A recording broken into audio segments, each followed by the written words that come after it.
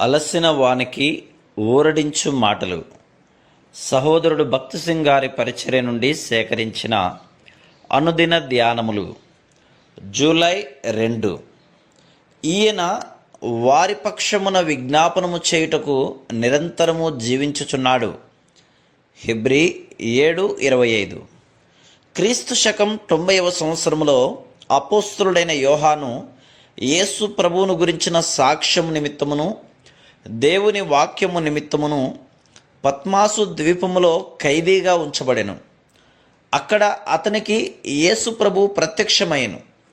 ఆ సమయములో విశ్వాసులు మిక్కిలి శ్రమానుభవముల ద్వారా వెళ్ళుచుండిరి. అంతటను ఆత్మీయముగా దిగజారిన పరిస్థితి ఏర్పడింది. ఈ దినములలో ప్రపంచంలోని అన్ని భాగములలో క్రైస్తవుల మధ్య ఇట్టి పరిస్థితులనే మనం చూస్తున్నాము. అంత్య దినములలో అనేకుల ప్రేమ చల్లారును.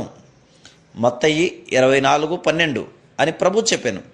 2 తిమోతి 3:5లో రాయబడినట్లు విశ్వాసులు పైకి భక్తిగల వారుగా కనబడుదురు గాని దాని శక్తిని ఆశ్రయించకుందురు.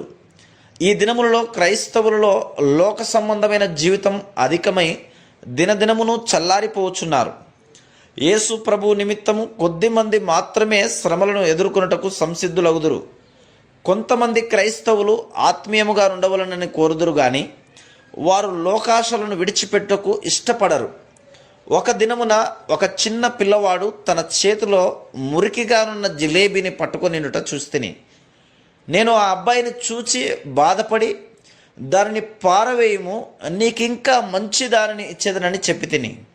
అతడు ఒక చేతిలో జిలేబీని గట్టిగా పట్టుకొని మరి ఒక చేతిని నేనిచ్చేదనని చెప్పిన దాని కొరకే చాపెను.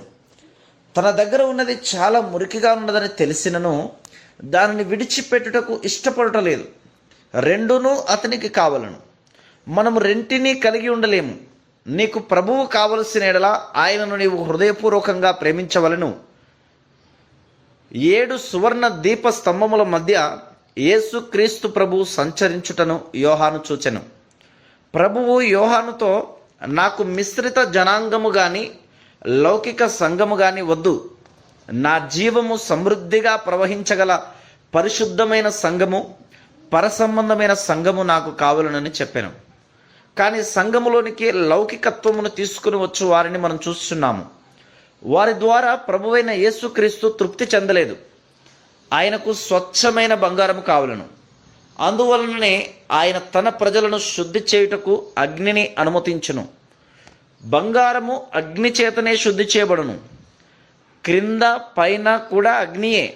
మన ప్రభువు అపోస్తలుడైన యోహానుతో, యోహాను ప్రజలను శుద్ధి చేయుటకు అగ్నిని పంపి ఉన్నాను అని చెప్పాను. మనకు భవనములున్నను లేకున్నను అది ముఖ్యము కాదు. మన సంఖ్య తక్కువ ఎక్కువ అనున్నది ముఖ్యము కాదు. మనము చదువుకొనిన వారమైనను లేక చదువుకొనని వారమైనను ఏ భేదము లేదు. ఎవరిలో తన జీవము ప్రవహించగలదో, ఎవరు దైవిక క్రమములోనికి రాగలరో అట్టివారే ఆయనకు కావలను.